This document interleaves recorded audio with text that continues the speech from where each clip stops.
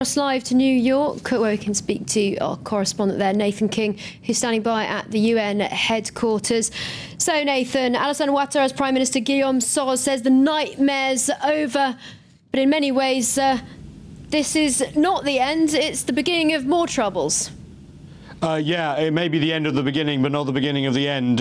You know, very much so the UN have that in mind. Alassane Ouattara, the head of peacekeeping, saying, look, no euphoria. There is still a crisis going on in Ivory Coast. They are going to be focusing on basically making sure that the violence subsides. There might be pockets of resistance, but they want to continue to take away heavy weapons. They say there are heavy weapons being surrendered. There is, of course, a humanitarian crisis the country, a growing humanitarian crisis despite the developments of the last 24 hours. There is also huge amounts of ethnic tension, and of course there have been atrocities as well. Those has to be investigated. And also, while the UN is saying it's up to President Ouattara of how he prosecutes Laurent Gbagbo, you can understand the international pressure to make this, if there is prosecutions, fair, transparent, with some sort of international legitimacy as well. That will go on. And then, of course, there is the whole idea of bringing the country back together after extremely divisive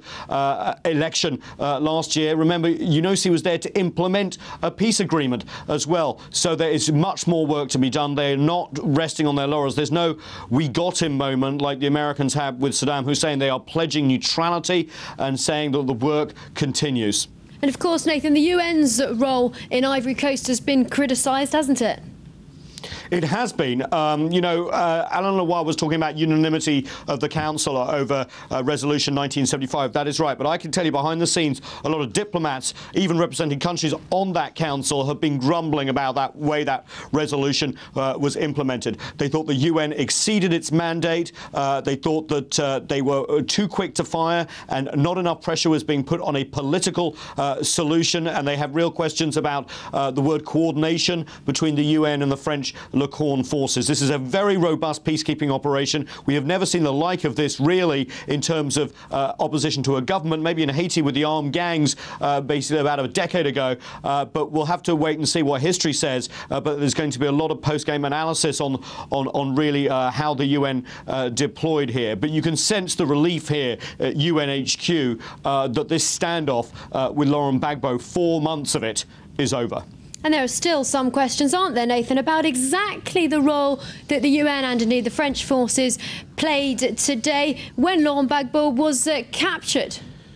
Absolutely, and the UN is adamant that no UNOSI or Lacan forces entered the residence. They said it was pro-Ouattara forces, and they only protected Laurent Gbagbo and his wife Simone when they came back to the Gulf Hotel under the protection of Ouattara forces and asked for added UNOSI protection. They say they did not enter. However, we know that this has happened after an operation with UN helicopters, with French helicopters taking out heavy weapons that they said were aimed at civilians in the Gulf Hotel over the incidences of the weekend.